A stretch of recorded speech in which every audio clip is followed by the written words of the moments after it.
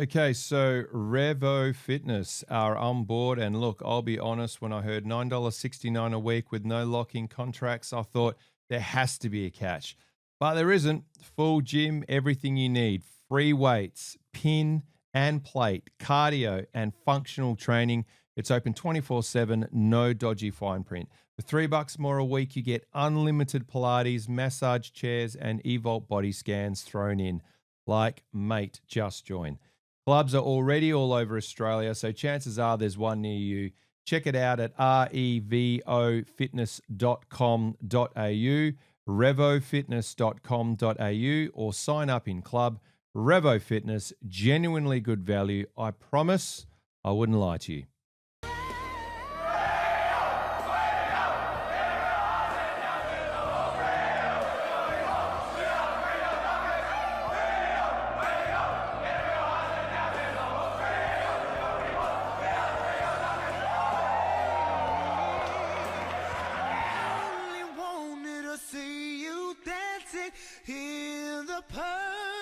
Hello and welcome to Season 11, Episode 10 of The Purple Rain, brought to you, of course, by our great sponsors, Sonam Capital, Inyardi Capital, Equities Club, DR Travels, and Bloom Real Estate. Oz, how you going, my friend?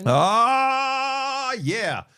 Mate, I'm channeling my inner Angus Young at the moment here with my my vibe. Just come straight home from school, just quickly put on a cap because I can't be asked to do my hair, and a hat. Now, Duck, on the weekend, mate, this is what happened. Let me tell you. Take the family to Fremantle Prison. Oh! Okay, so I've taken the family to Fremantle Prison. You know as much as I do, mate, that we go there on a regular basis as teachers, and we've been through many a tour. Yeah. You know where this is going. So what happened was we took her to the 230 tour, and we had one of the most outstanding tour guides. I think his name was Andy. Shout out Andy, one of the legends. Anyway, we get into the first part. They guide you in. You're being processed. Yep. This tour is packed. Yeah. You've got every nationality known to mankind. You've got English speaking. Yep. You've got foreign speaking. You name it, mate. Mm. Out of everyone in this room, everyone needs a volunteer to stand on the H line. Doesn't ask, doesn't say, hey, can I have a volunteer? He chooses someone at random. He goes, I'm just going to select someone. Who do you think he points out? Oh, of course you are. Oh, it comes me. Yeah. So he gets me to stand on the H line. Yeah. You know what that is? Mm. So he gets me to stand on the H line and he goes, can I get you to squat? Yeah. I'm like, I can squat. Yeah. So I do the squat and he goes, do you know what this is for? Do you know what's happening? I said, yeah, mate, you're going to check my prison wallet. Now, at which point my boys start laughing. Anyone from the English speaking language starts laughing. He starts laughing, except for my better half. She was not happy. Mortified, mate. Yeah. She looked at me. She's like, I can't take you anywhere. And he backed me up by saying, yes, the colloquial languages, that is technically called the prison wallet. Shout out Paul Footman. But out of everyone, anyone that could have been chosen, mate, who do you reckon? Of course, yours truly, because I didn't show, so I did look like a criminal. Anyway, it was good because I was able to take not only what was going on in and whatnot, I was able to pass on information because we've done the tours so many times. Yeah. So the kids would ask me and I'd tell them, okay, this is what this is, da-da-da-da. This is what's going on here. Outstanding tour guide, though. He was probably one of the best I've ever had as a guide. The first time I went with the school, we had an ex-prison officer. Yeah, I've had he was awesome. Yeah. Oz, can I just tell you this? Sorry. You talk about getting picked for things. Yes. I remember back when I was a young fella, I went over to Europe, went to England, lived in Cardiff, had a really great time. Shout out to our man Doc from DR Travels. Lived with him. But I went to York. Went up to Newcastle, want to watch Newcastle play. Went to York, which is about halfway in between. Very historical medieval town. And we went on one of these tours. It was a dungeons tour. Oh. And they've got all the rooms set up and they pick a volunteer in every room. And I got picked twice in a row. And then on the third time, I got picked again. And this tour group, there's about 10 of us. And people start, and I was like, no, not me. And the guy's like in character, and I was like, bro, I've been picked 3 times in a row. Just pick someone else, please. And they're like, oh, okay. Well, you're free to go. Next person up. And I was just like, what is going on? Because like the third time, everyone's just looked at me, and I'm just like, I don't want to keep doing this. Like, I don't want to be the volunteer. So, Oz, speaking of volunteers, yes, volunteering a big old W. Let's get into the good, the bad, and the Dockery. This week's Good, Bad, and Dockery is brought to you, as always, by DR Travels. For all your travel needs, make sure you contact Daniel on 0474 064 629 or flick him an email, daniel.rees@globaltravelnetwork.com.au, and plenty of people booking that bus for September, baby. Get those flights locked in. Oz, the Freo Dockers, 17-12, 114, defeated the Western Bulldogs 15-12, 102 by 12 points in the end. Just into some good, starting off with what a comeback, Oz, in the end. It was fantastic. Look, the Dockers of old, the Dockers of since we've been doing the podcast, would have been very, very easy just to roll over, kick the legs up and say, too hard, Barleys. Pump the brakes, boys. 6-day break, back-to-back 6-day breaks. Away from home, Friday night footy. It's 6-3 to 2-1. But what happens is J-Lo gets them in. I wish we could swear on this pod and reenact, because get the old lip readers. If there's any lip readers out there that can do the lip reading of the spray, that would be fantastic. He was like, "Hey, you know." Anyway, but from that time on until the 13-minute mark of the last quarter, we kicked 14 goals 8 to 5 goals 8. Yep. In that time, so 9 goal plus in that time, turned the game on its absolute head. Last quarter, first 10 minutes of the last quarter and the last 10 minutes of the third quarter, just absolutely went to town on the Bulldogs. We knew that the Bulldogs were going to press hard and bring something because they have been undermanned. Tim English was outstanding for them. Bontempelli. They've still got good players. Like Ed Richards, Bailey Dale. They've still got really good players. They're a bit underwhelmed in their backline. Great to see Jed Buslinger, an ex-TC boy, do get his highest ranked game anyway. In the backline, I think he had one Cat 10, which was always great to see, the old reverse Cat 10. But he was that was fantastic to see the boys come back. Realistically, in previous years, like we've spoken about, this would have been a St Kilda all over again. This would have been a too hard, oh, well, woe is me. And their ability to win when they were actually, look, even in that period, I didn't think we were playing that well. We're just kicking goals. We're just really were able to change some things around. And I thought some really masterclass in coaching from JL and his ability to change the game plan, change things up, knew what the Bulldogs were doing, flooding back hard, defensively pushing back numbers hard. But just that ability to change things up, even with the midfield look in the second and third quarter, bit more Murphy Reid, bit more Shea Bolton, bit more Hayden Young, a couple of change-ups there. Speaking of Hayden Young, could he be the missing piece? Could he be the missing piece, Hayden Young? People starting to realise, this guy's pretty good at footy. Yeah, he's not bad. He's not bad. Best game of his year so far, according to Champion Data. Quarter 3 in particular, 5 disposals, 2 goals, 3 tackles. He only attended 4 CBAs, got 2 clearances, and one of them was a goal. And then that last quarter goal, is that better than Dogger Jackson's? I don't, the goal is outstanding. But I'm more of a Dogger Jackson. Yeah, different. Yeah. But the way in which he flips it over, that's overlooked. So if you see the ball coming to him, what happens is he gets body position and then uses his hand and flips it. Yeah. And so now he's actually running onto the ball with the right spin, which is ingenious. I'm not sure if that's what he intended. Yeah. But anyway, and then just size up the goal and kick it.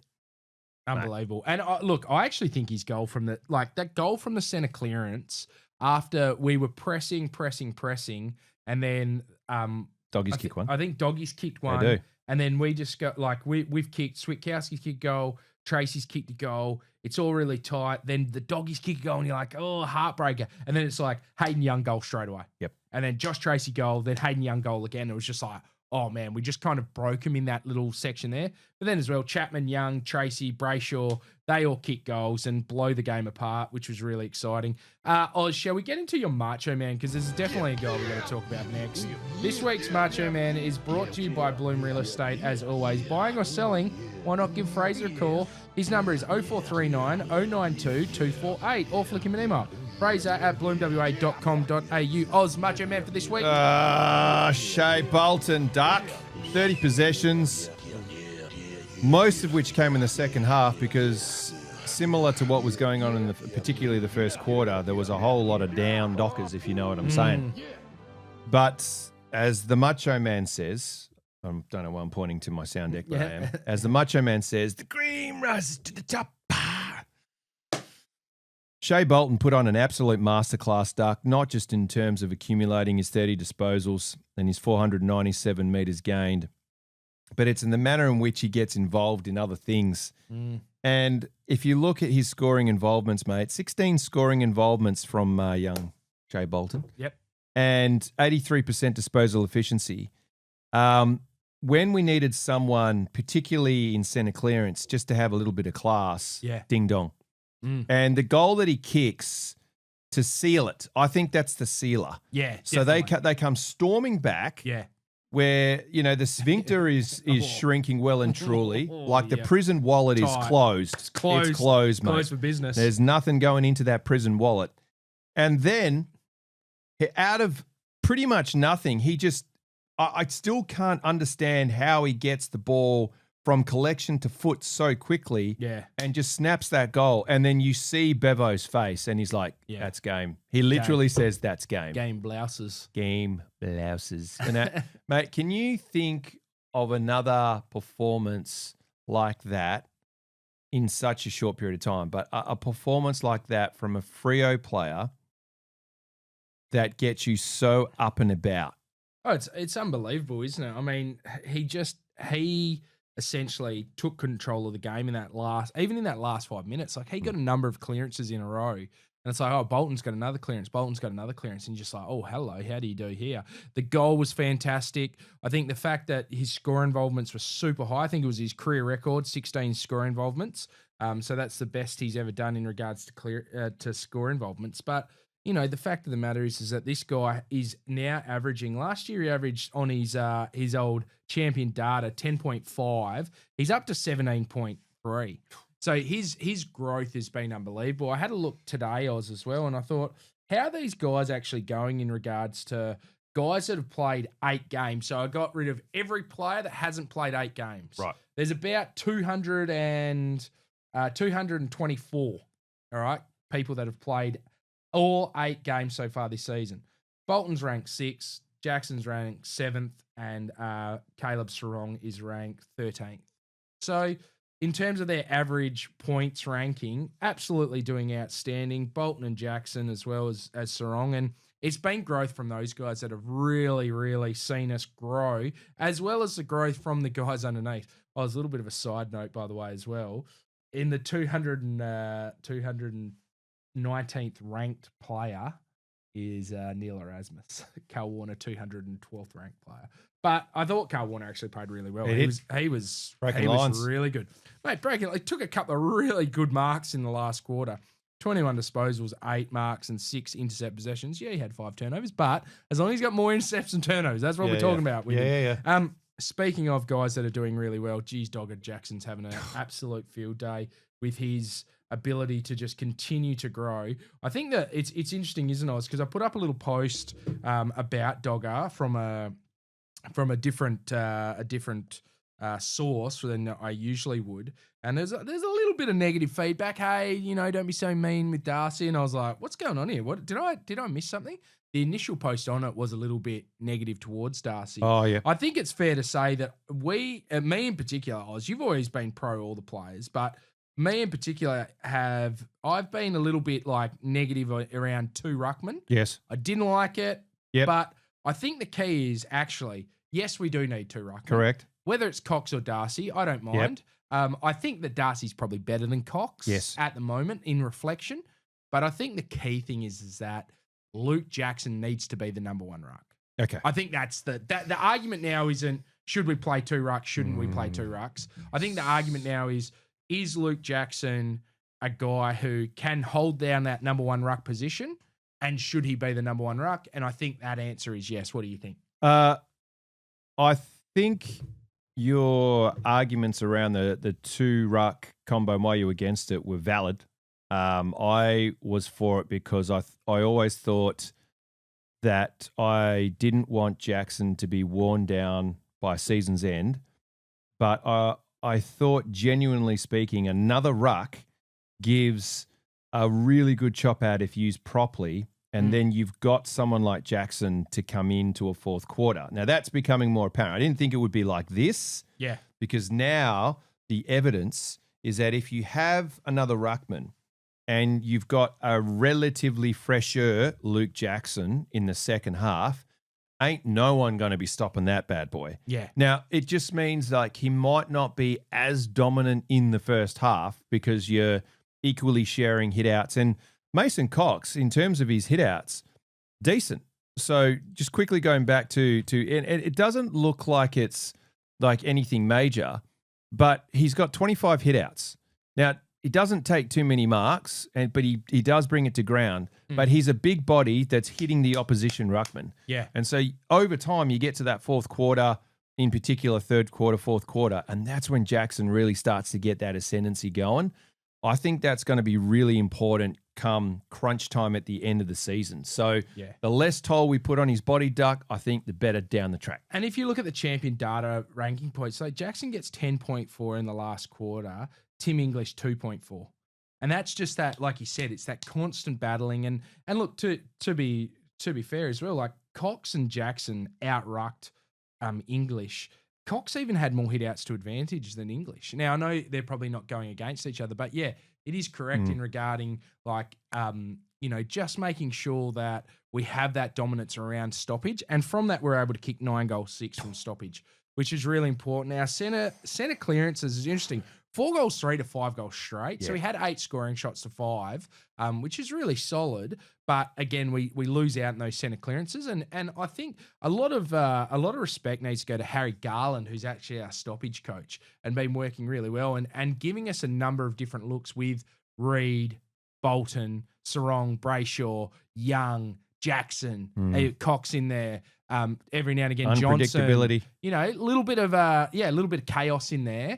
But also within that, I think the tap ruck work by Dogger Jackson has been outstanding. Look, Josh Tracy, I thought he had a huge second half. Look, I know I've been using a lot of champion data ranking here, but just looking at the turnaround from halftime to full time. So at halftime, he's at negative 0.1 points. He's had 6 disposals and kicked a point. After halftime, he has 11 disposals, kicks 3 goals, 2, and has 11.7 ranking points. Oh, boy. Including the score assist to that hand pass to the to hand pass Chapman. to Chappie. Holy dooly. Like, that was just out of this world. And just the vision, pick up, hand pass, bang. And I think the thing with Tracy that we've been, and shout out to the Dick Cyclone shirt, get around those guys. Big Dick Cyclone. The big Dick Cyclone and how he's going about it is that not only is he taking marks but he's bringing others into the game. Yep. Bringing others into the game. And he was a big part of why we're able to turn that around. And he just took the game by the agates and gave it a real, how do you do? 2 guys also want to shout out. Obviously spoke about Warner. Thought he had some great marks in the last quarter. But Sam Switkowski. Yes. Kept us in the game. Second time he's ever kicked 3 goals, which I find hilarious. Like Switter as a small forward, only kicking 3 goals twice. He's not much of a goal kicker, and that's why we love him. 4th best game according to champion data of his career, and his best game for the season. He's had a really down season. He's often seen as an elite half forward on champion data, but this year he has had a really down season. So, to be honest, Switter, him being back at his best, so important to the team. Dogger Jackson, like we spoke about, Bolton being really good, Young showing his ability to kick goals and being that goal-kicking midfielder. Just a number of guys. And also, I think overall, the team being able to fight back, claw its way back, show that maturity, be able to go, hang on a second, we're actually, when we look at it as well, we're older than the Bulldogs. We played about 15 more games than the Bulldogs. They got a number of guys, young guys, but, we're starting to see that maturity from those players, and I really loved it. Yep, absolutely. You're probably going to move into the bad because I'd like to know if anyone has heard of a guy. Where's number 4 for the Western Bulldogs? Oh, mate, just into the bad. Yeah, I'll put that. Any danger someone can get on Bond. Like, any danger. Like, Side note, Doug. Side note. For those of you, gamble responsibly. For those of you who are wondering about average possessions, have a look at Bont's last few games against Freo in terms of his possessions. That shouldn't have been something that we didn't see coming. Yeah. Well, that's it. And Ed Richards. Like, they've got 2 guys in their midfield. So you've really got to just go 18 possessions to quarter time, though, mate. Yeah, I know. Not good. And just dominating realistically. And look, in the end, he is a fantastic player, the Bont. And you know, we love the way he goes about it, and I don't think I've seen too many bad. And you know what, I have got a real soft spot for the Bont, and I have got a soft spot Yes, for I have said that. He's my favourite player the to watch Western outside of that, Bulldogs. except But when he he's plays just had so many games where he's just absolutely pulled our pants down and just made us look silly. Like, just looking at these games here, I think there's with coaches' votes, he's had 1, 2, 3, 4 votes, 4 times where he's just got 10 coaches' votes. Like, best on ground, everyone loves him. Been absolutely unbelievable. Just some other bad. Can anyone stick a tackle? I feel like we could not tackle. Yeah, the one-arm tackles, and that was it just killed us. They were just running through tackles. Really, and I know, look, it's back-to-back 6-day breaks, but geez, taking the foot off the gas in the last quarter after we got 21 points ahead, and it's like, all right, here we go. Let's bury these guys. They don't want to win. They don't want to be out there, and just let them back in. Just like, oh, please, can we just win this game? We end up winning by 12, like I said. The umpires, the free kicks for the high tackles. I know our man Michael put a post up about it. Unbelievable. I don't know what the rules are. I feel sorry for the umpires, to be honest. I think there's a few rules that they brought in. I always go back, and I'm turning into a bit of a hockey guy, Oz, as you'll be aware well. I managed the Mighty Seconds on the weekend, and asked our coach. I said, mate, what do you reckon? We're about halfway through the last quarter and we're down 3-1. I was like, what do you reckon about pulling the goalkeeper, mate? And he just looked at me and goes, definitely not. Hockey people, they're a little bit safe, mate. They're a little bit too reserved. I would have pulled the keeper at 3/4 time, mate. No keeper. We're not going to win this game. We're not going to win this game with this goalkeeper on here. Anyway. But yeah, the umpiring I think they've got too hard a job. What I was going with the hockey thing is what hockey do or did for a long period of time is you change one rule a year. You can only change one rule. I think that's what the AFL will argue. Oh, well, like we just changed the interpretation. Just change one rule.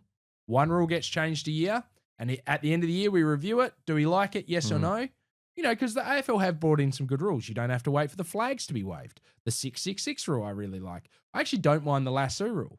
The new ruck rules, I don't mind. As long as the lasso rule is monitored in the correct way, shout out Andy Brayshaw. Absolutely horned on that. Last one in terms of the Fox commentary again. I'm a guy who pays $45 a month to have KO, and I listen to 7+. Shout out Benji. I don't watch KO. I watch Channel 7. I'd prefer to listen to Channel 7. Look, I thought... I don't really care for the ads. I don't care. When I made the call afterwards, I recorded it, posted it. Well, I sent it to Michael to post because I don't post. Yeah. But am I out of line by saying I don't want to hear Line, I don't want to hear Dunstall, I don't want to hear Waitley, I don't want to hear who's the other guy? Andy. No. What's his name? Was he a former umpire? I don't know. Hudson, yeah. I don't want to hear those guys. Anthony Hudson, not Anthony Hudson. Why? Because I want people who can pronounce names correctly. Yeah. I can't even do that myself, but I want someone professional. So Mark Foreman, lock him in. Okay. Paps, lock him in. Yeah, get Scully in there, lock him in. I don't mind Kingy. Kingy at least knows Fremantle players. Yeah. Lock him in. Kingy does bit of Lockton. Gets up early. Yeah, bit of Lockton. Lock her in. But I am tired of the almost, again, one-eyed supporter, but the barracking against Freo. When the doggies kick a goal, oh, yeah, like getting around it. Like, really? Were you oh-yearing when, Youngie kicks his goal? Dunstall goes on to a diatribe as to, this guy's been out for so long, we don't know how good he is. Like, how about the question was, is that not the best goal you've seen? Well, he hasn't played in a while, and the Dockers don't know how good this guy can be. What's that got to do with, is the goal a good goal? Yeah. Don't know. I was just into some Dockery. The Texans, big salute. Hits the post. Yeah. Salute to all those posts out there. Brayshaw's high five. Love the Channel 7 mixed in the 12th man commentary. Man, yeah. Love that. Absolutely, that is like right up my alley. Oh, yeah. Free kicks. We spoke about this with the umpires, but the free kick ladder, Oz, we are currently the fewest free kicks for. Yep. And we're sitting last when you look at free kicks for and free kicks against. -31. Good. I think the most egregious free kick that I saw actually from the weekend, and not many people picked this up, in the last quarter, It's in the Dockers back line, and Mason Cox goes to go up for a ruck tap, and someone a guy gets in his way, right. and then like he thinks he's rucking against him, and then English comes out of nowhere, and he's like, "Hang a sec, like that is as clear as day. That's obstruction, ruck interference. That's a free kick. It's not like I understand there's all these really technical ones with holding the ball and too high and da, but that is a clear free kick, not paid." Just not paid. Yep. And that they're the free kicks where I think we sometimes forget. It's the free kicks that don't get paid where you're like, okay, well, that's not even counted on anything. And that's just like, that's a clear and obvious free kick. Yes. And the amount of holding the balls that weren't holding the balls. Yeah. As in, we'd make a tackle, illegal disposal. I don't even know if there is a thing as illegal disposal anymore. The holding Just the ball give up. stuff I don't really understand. I'd go back to what I'd say most people in the pub, at the ground, would think is holding the ball. If you get tackled and you don't dispose of it correctly, it's holding the ball. Yes. Simple as. Simple as. And then the ball doesn't drop out. If the ball drops out and they're like, oh, well, what? No, that's not. Like, he didn't hand pass it, didn't kick it, holding the ball. Yep. Easy peasy. Yep. Before we get back into it, got to give a shout out to Revo Fitness, because honestly, $9.69 a week for a gym membership is just ridiculous value. And I feel like more people need to know about it. No lock-in contracts, no hidden fees, just rock up and train. Free weights, cardio, functional training, it's all there 24/7. So you've got no excuse not to go. And if you want to go full send, $3 extra a week gets you unlimited Reformer Pilates, massage chairs, and Evolt body scans. $3, that's it. They've got clubs all over the country, so there's likely one near you. So jump on at revofitness.com.au. That's revofitness.com.au, or head into your nearest club. Just into a couple other things. The fixturing, our man who's apparently in WA or in Canada or something, back 6-day breaks. Like, also, it's coming up in listeners' questions, but Thursday night footy doesn't work in WA. No, it does not. Standalone showdown. Oz, did you watch the end of the showdown? It was the most mental game of footy I've ever seen. It was so good. I had finished the recording bit, and then I heard some ruckus. I went to investigate. Yep. And it was getting close. Yeah. My goodness. Why wasn't the showdown on Saturday night, prime time, or Friday night? Put us on Saturday night. I don't really care. Like, I'd rather be playing Saturday night. I don't really like Friday night footy that much. But like, the showdown should be on by itself. It is. We spoke about this a couple of weeks ago with the Derby. It is so tight. It's such a good game of footy. Yeah, it's got to be. It's got to be its standalone. It's got to be standalone. Yeah. And I wish these AFL guys would just get their heads out of their backside with putting Victorian games. Like, Western Bulldogs isn't a big club. No, like they're never going to get a big crowd in thing. Like, well, they're not gonna, like, the same could be said with so many Carlton games on a Friday night. This is it also as well. In the end, what do people want? Now they were probably like early on. The AFL put that fixture on. They're thinking Western Bulldogs Dockers is going to be an absolute belter of a game. Yep. And it would have been if Western Bulldogs had all their players in. They probably would have flogged us. Yeah, probably would have. Yeah, but the way we started. In the end, you're putting on two really good games at the same time. Yeah, not good. It's like when they put the Sydney Derby on with another game a couple of Friday nights ago. It's like, just, do you know what AFL fans want? The mutual, like, because what you're actually trying to get, and what I don't think the AFL understands is, and look, this is probably where we're out of depth here, but what you're not trying to get are Dockers, Eagles, Carlton, fans that are watching their own team. You want the neutral fan. Like, if the showdown's on, I'm like, oh, yeah, I'll give that let's have a look at that. That's always a tight game. You look at the score, kids are going to bed. Oh, yeah, I'll put it on. Yep. Oh, how good's this? Yeah. You want tight, good games of footy. But it's just, like, I even watched Richmond Eagles this week because it was a tight game. And I was like, oh, I'll just pop this on. You know? Yep. Can't say you did. No. Can't say you did. All right, Oz, let's go to break. When we come back, we got the Equities Club Peel Talk and the Sonam Capital listeners' questions. Live from the Leaderville, mate, the old fourth official. Enjoy this one.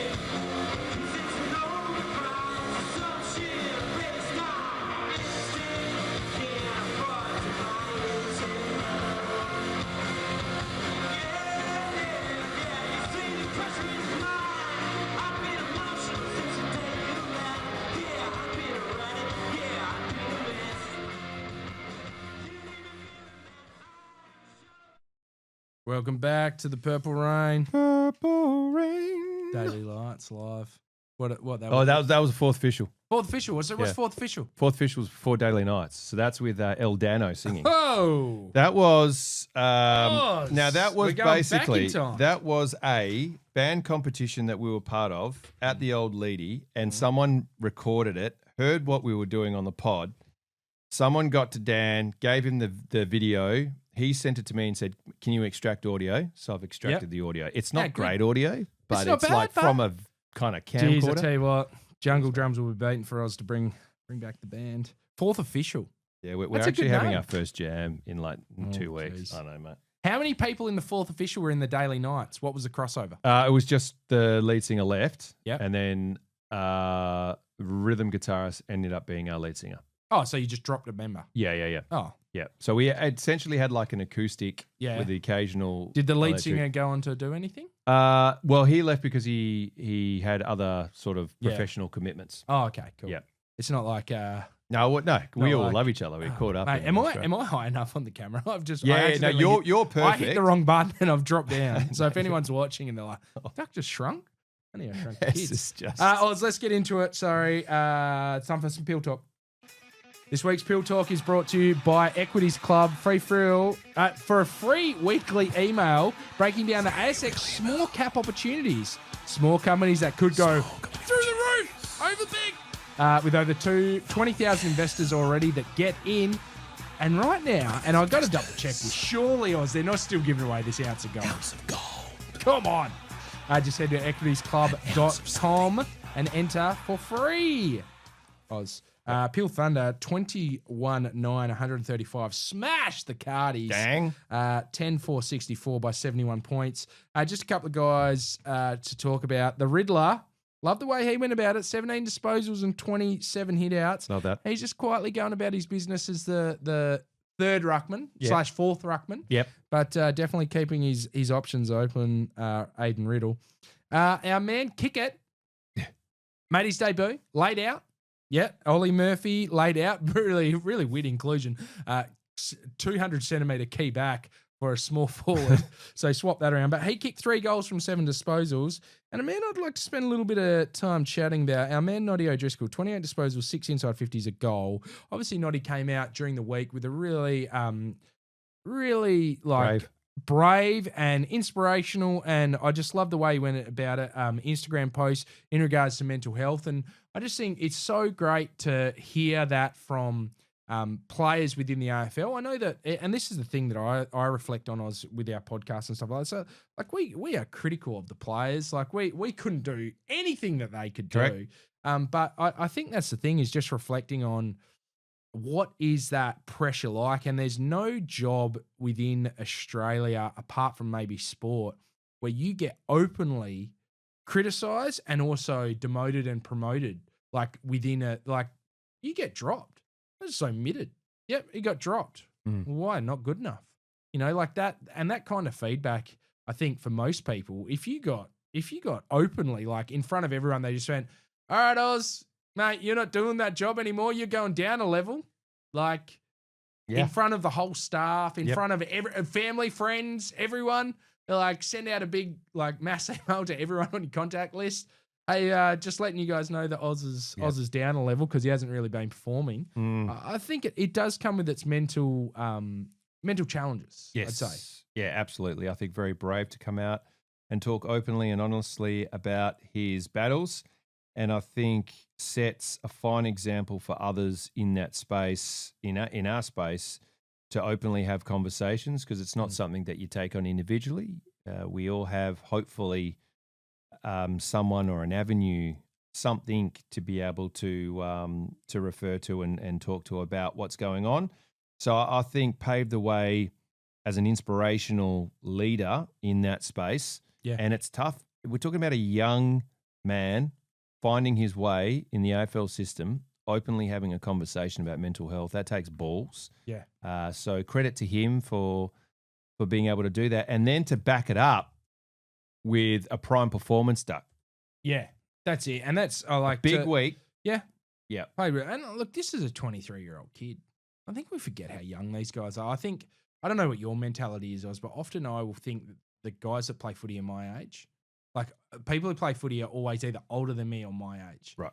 Scotty Pendlebury's the only one who plays footy that's older than me, Yep. as we discussed last week. Yes. Like he's about, Hey, he's did you about ever 8 play months. basketball? Yeah, he did play basketball. But, you know, Oz, it's just one of those things that I think that the young guys are going through, like go through injuries as well, is again getting restricted on being able to do your profession. And I think as well, more than anything, guys, if you are there out there and you are listening, boys, girls, men, women, whoever it happens to be, you're listening and you're struggling, just reach out to us. That's something, we've got our socials, we've got our Gmail. You guys know how to contact us, and we can direct you in the right way or just have a chat. You know what I mean? All right, Oz, just before we go into the Sonam Capital listeners' questions, our NGA watch, a little bit of NGA watch on Lucas Robinson, 14 disposals and 2 goals. Oh, boy. There's another guy, Yo, who I can't remember his first name, and I should know that as a Fremantle podcaster, who's been rising throughout. He's a Nick Watson type character, very small, but very quick, playing at East Fremantle, another NGA product, and just. I know this is something that we got told in regards to Lucas Robinson. So the reason why he is not an Eagles NGA is because where he lives, and he's obviously a rural guy, lives out near Lake Grace, out in the middle of nowhere. And believe it or not, we often can be critical of Peter Bell and his role at the club previously, but it was Peter Bell that actually went out with the surveying. He's, Errol the Aardvark goes quantity surveying, gets out there, figures out the actual boundary line, and just like Banks from Mighty Ducks, realizes bang, he's in us. He's in our zone, yeah, not in the Eagles zone, and this is the reason why we may be able to pick up this young man who looks like, a guy who might be able to just fall to us as an NGA, or we might have to bid on him. Who knows? All right, Oz, let's get into some listeners' questions. This week's listeners' question is brought to you by Sonam Capital. Dockers fans, ready to score big with your finances? Look no further than Sonam Capital.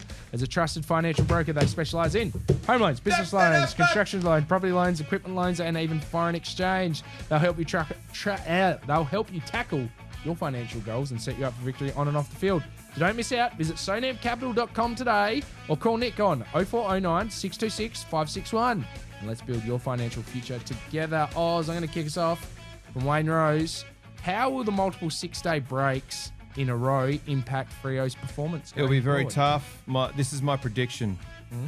We will either come out barnstorming and try and hold on for dear life in the fourth, or if we start flat, it is going to be very hard for us to actually pull back any sort of 3 to 4 goal lead. It's not going to be the same. We're talking back to back to back 6-day breaks, of which you're going to throw in 2 flights.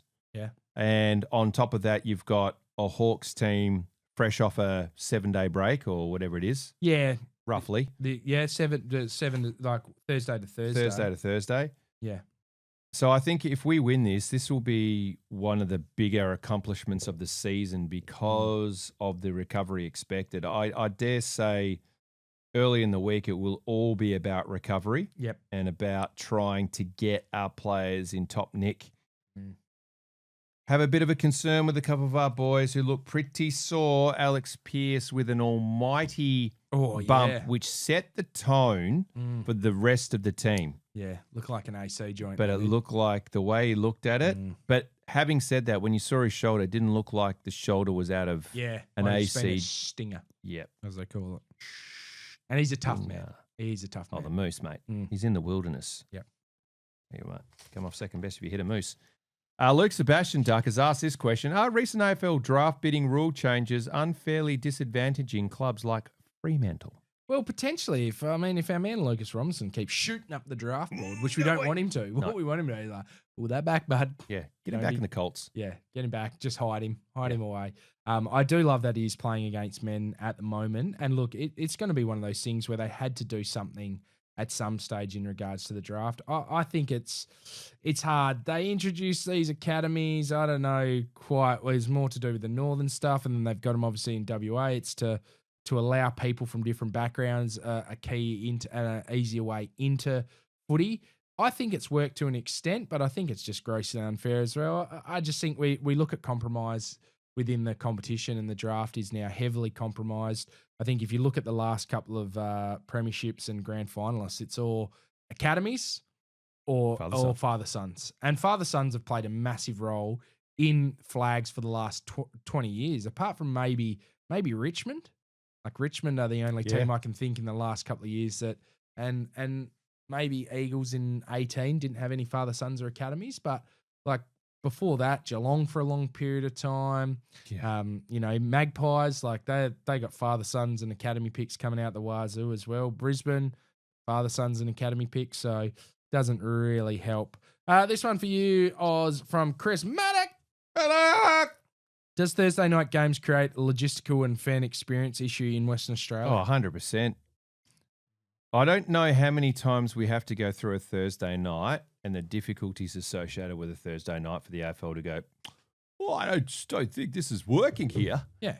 I mean, public transport to a key sporting venue on a Thursday night is diabolical. And that's, look, you can't blame Transperth for that particular error per se, because they're running on a weekday schedule. People are still coming home from work. You can't just magically produce buses that don't exist and take them away from their normal transport routes.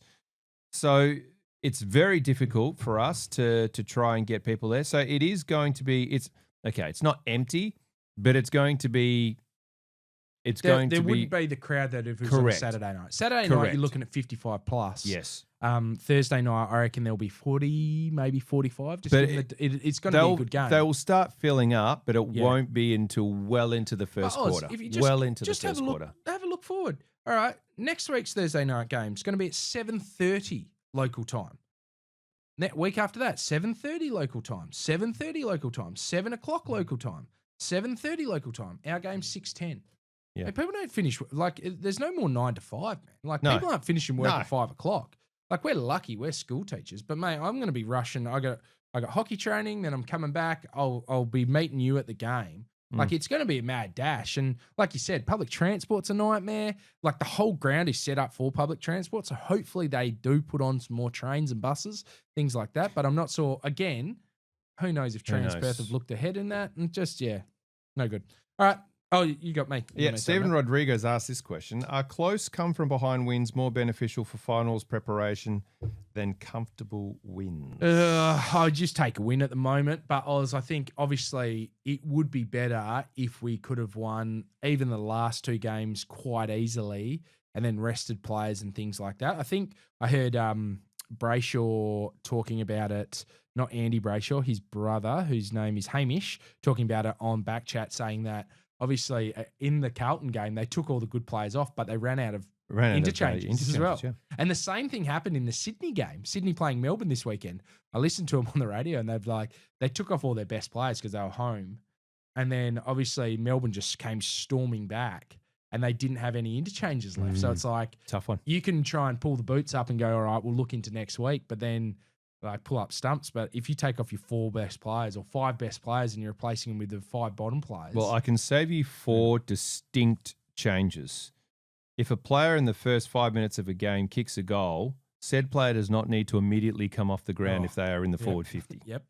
So there's 1. 2, if a forward takes a mark and kicks a goal, they don't necessarily need to come off straight away. Yeah. Can you see where I'm going with this, Duck? So I think you want to keep your better players on. I'm not being critical of forwards, it's just the way that they rotate them. But the one thing that was an issue for us on the weekend, which we didn't really or couldn't really control per se, was Josh Tracy getting the most Dockery of high fives to the eyeball. Oh, yeah. And is that his new nickname instead of Dick Cyclone? Do we start calling him Eyeball? The amount of times that we're trying to poke this guy's eye out, is he like Jack Sparrow? Is he going to have to start wearing a patch? Should he get some glasses like Mason Cox? Maybe. Maybe just a tin mask. Yeah. Just Man in the Iron Mask. Oh. Leonardo DiCaprio. This one from Dan J. Prince. Is Matthew Pravlich under pressure as Freo's best player ever from current stars?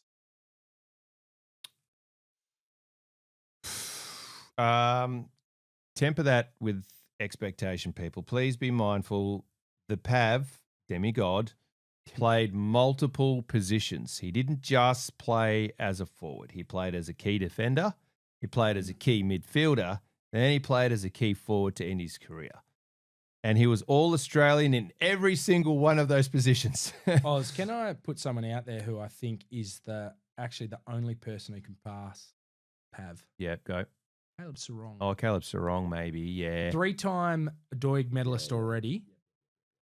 All-Australian 3 times. If he's a guy who ends up playing like 300 games, maybe wins a Brownlow or 2 and a flag or 2. 2 things will usurp Pav from that perspective. One is a Brownlow, and then he's right there. Yep. And then 2, if he makes a grand final, he has to be level. The Brownlow tips him over because he's won a Brownlow. Pav didn't win a Brownlow. But then if he wins a premiership. Yeah. It'd have to be a flag to go above Pav. Any people to go above Pav Has to win a flag. Has to win a flag. That's the thing. All right, what do you got? This is from Cameron Hill. Yeah. Which Fremantle players are currently in All-Australian form? Funny enough, we just talked about that. Oh, I think obviously Jackson, Bolton, Sarong.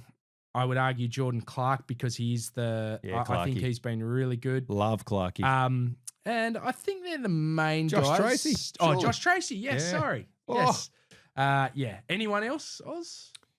Hey, Chapman's been pretty good. Chappie's been pretty Chappie's good. been He's pretty- right on the cusp. He won't get it. He's right on the cusp. I mean, Pearce has been great as a defender, but has had some moments. Oh, yeah, Pearce. Yep. Yep. No, that'd be about it. Yeah. Bolton on a half forward, Jackson in the right. Here's a question for you. Chair on the bench, Tracy at centre forward, Pearce maybe at fullback. As a coach, does JL start factoring in as All-Australian coach? Oh, well, I think if you win the flag, you're an All-Australian coach. I think that's how it works. Right. Does it or does it not? I don't know, but would you right now? Yeah, I mean, he's been pretty bloody good. Like, Dean Cox has done a pretty good turnaround. And given that Errol was out, mind you, if you got Charlie Curnow and, mate, how's that Rosa? Just picked him off the street. What's going on there? 7. Oz, this from Frederick too. Surprise. Will Alex Pearce remain at Fremantle in the long term? I don't know. I'm going to be fair to Alex Pearce in that he's given everything to the club. He's given limbs. He's given everything. Like he's given every ounce of effort he possibly could to Fremantle. I'm really hoping that, like every other supporter, like we win a chip. Yep. For Alex Pearce, it would be only fair for him to win a chip and then be able to go home. And then if he wants to, of course, not that I want him to, but if he wanted to go home, play for the Tassie. When did Tassie come in the comp? 2 years. So 2 years' time. So it gets him to 32. So he's roughly out of contract, 2027 free agent. Yep. Look, if we win, even if we don't win, would you hold against him to No, go back in Tasmania? absolutely not. I don't want him to go. Can I just say that right now? Like, absolutely do not want him to go. But if you got, you know how they've got to trade like 3, 5, 7, and 9 Yep. and 11. If you got one of those picks for Alex Pearce, I wouldn't be too unhappy. But like, I love Alex Pearce as well. I think it's just what he stands for, Duck.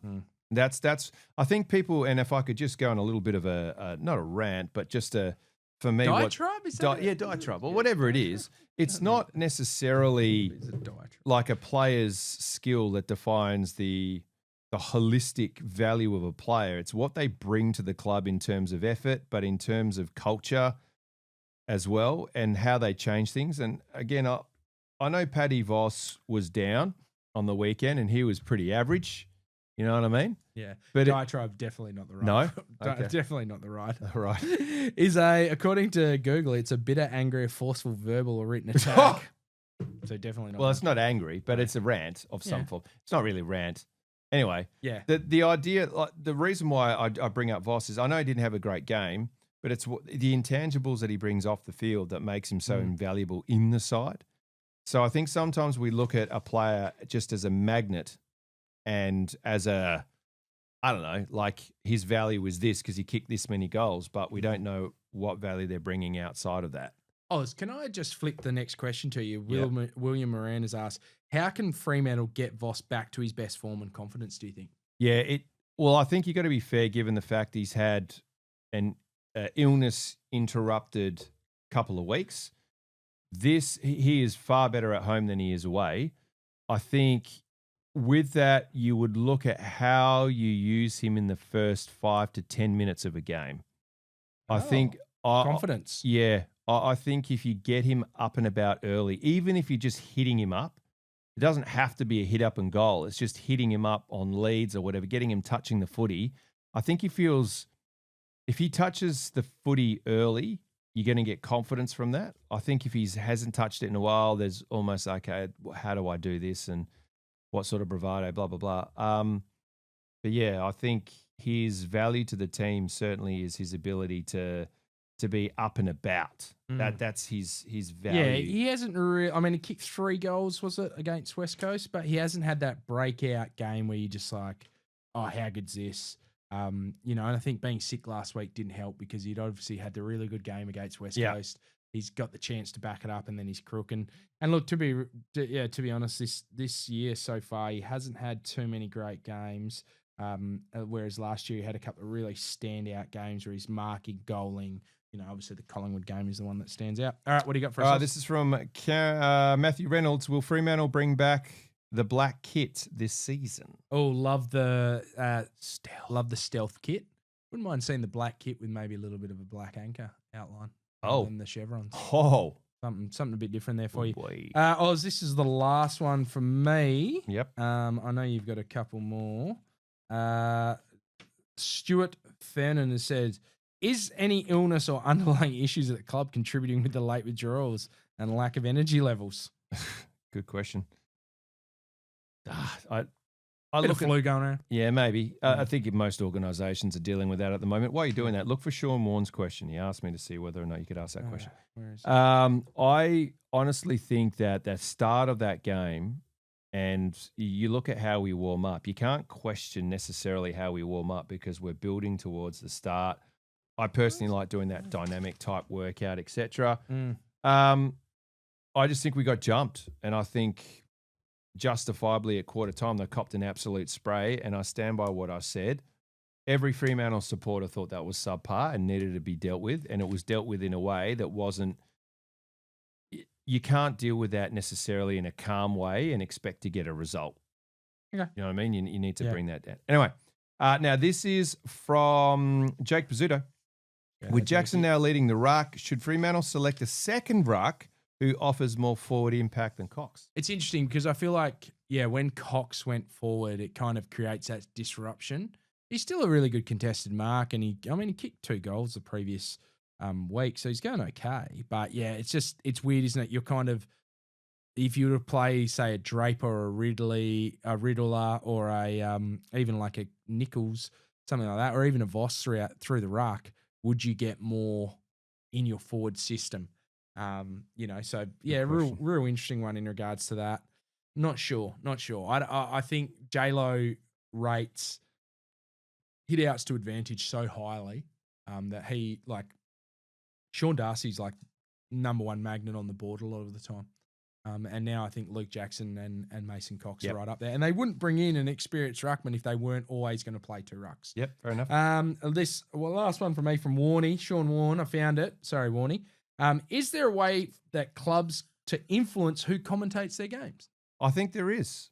I think that when the AFL signs an agreement, and I think clubs can actually, on their behalf, say, hey, can we at least have someone who is going to give us a fair run in terms of commentary and try and have less of a bias towards certain clubs. Yep. Now, there's two reasons for that, Duck. Sometimes the perceived bias is because they barrack for a team and really they just don't know a lot about the team that they're commentating. Stuck in the bubble.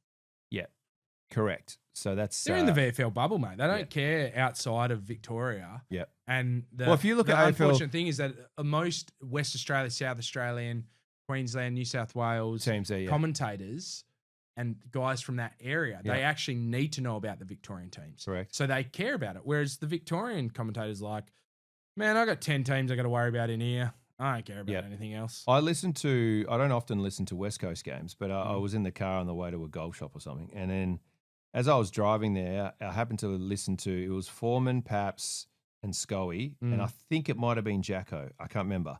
But anyway, the commentary was elite. I'm like, that's all I need. I just need those guys who understand what's going on. They call it as it is, both sides. Yeah. Like they're not sugarcoating stuff. Like you can't polish a turd. So You know what I mean? And I think that's what we need. Yeah. And I don't think there's any reason why we can't have that because, again. Like I said, if ever you're worried about, and look, I know people care about ad breaks and not and da-da-da, but if ever you're like, oh, man, these commentators suck, just switch channels if you can. Like, if it's available, just swap to Channel 7, listen to Channel 7 instead. Or sync up SEN. You can do that now. You can sync up most of the radio stations can now be synced up. And look, to be honest as well, I was putting Sadie to sleep in the last quarter. So I didn't have any sound on. I had nothing. Yep. I'm listening. I forgot my headphones, so I'm listening to it with no sound. And that in itself can sometimes give you a bit of a fresh perspective. And that's what I kind of miss being at home games and not having, like, because we have the commentary on because they want to listen for injuries or something. Yeah. I mean, even if, because I like just, I don't know. It's like I just like to have nothing on so I can get my own your own perspective. I do like listening to, like, if I'm listening to 6PR or whatever, and I don't mind listening to Langdon, and I love Mundy and those guys. Those guys still get it, and they commentate in an unbiased way, and they add a little bit of humor to it, which is what I like. But the Vic humor doesn't sit with West Australians, I don't think, like in terms of what they try and get across. Yeah. And quite often it's at the expense of Fremantle. Yeah. It is what it is. Last question, mate. Will Keel, is this the most likable Dockers team? There are usually only a handful of fan favourites, but this team seems to have heaps. Yeah, it's an interesting one. I feel like, and I love this question from Will. He sent it in on the DMs, so I didn't ask it last week, Oz. But I feel like this team has so many fan favourites. Like people love Wags. Yeah. Like Vossi, Tracy, people love Jai, people love Dogger. There's heaps of like Bolts, Sarong, Murph. Like there's so Alex Pearce, Lukey Ryan. People love, like, this team hasn't got too many whipping boys. If you look at it now, like who's the whipping boys? So it's a little bit of an interesting one because it's like sometimes you do need that. You need to channel that hate towards one person as a fan base and as a club. Often you need to, if you can just really target someone and have them as a scapegoat, really brings people together more than anything. No, but like it's one of those things, Oz, where it's like it's so great that we've got such a good spread of people, and it just shows the maturity and the growth of the club that it's not like Fifey, Pav, Mundy, all right. What? Oh, we got Nick Subin and Daniel Pearce and shit, man. Zach Dawson's out there, and you just like it's a whole collective group of players where you're like, these guys are all awesome. They're all playing really well. We're currently second on the ladder. We've got a blockbuster game this weekend. We beat the Hawks. We go a win and a half clear of them. Yep. So really big game, and hopefully we bring the ruckus. On that note, Oz, let's wrap this up. We're at Purple Rain 95, Facebook, Twitter, Instagram. We're also at The Purple Rain 95, TikTok, Gmail, and YouTube. If you're watching this currently on YouTube, remember, subscribe, comment below with your favorite player. Why not? Something bit different, bit weird. We've all got favorite, like, and I want one favorite from the past. Yep. One favorite from now. Love it. All right. I love going through comments and reading old footy players and being like, yeah, man, I hell loved Robbie Hadrill and like Lee Brown. Like they were like, and Graham Pollack, like they're my dudes.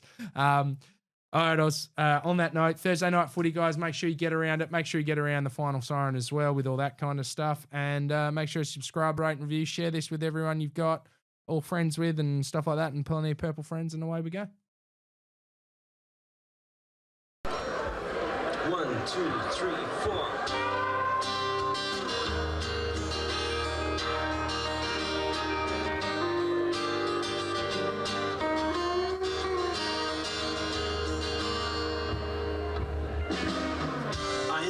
In a pocket of Stuyvesant blue, ripped red leather seats, while making my way to Hinton Park Lane. In a cab with a conman meter rolling away, and the tunes are played through the passenger door where the marbles doors were a Chinese whisper and a lesson of love, cause every woman needs someone to absorb them. Tied high to a tree to keep the bamboo bars for helium freedom. If you ever decide to return, you know that I have learned. Selfish reasons push the need to make a chill in a hotel room.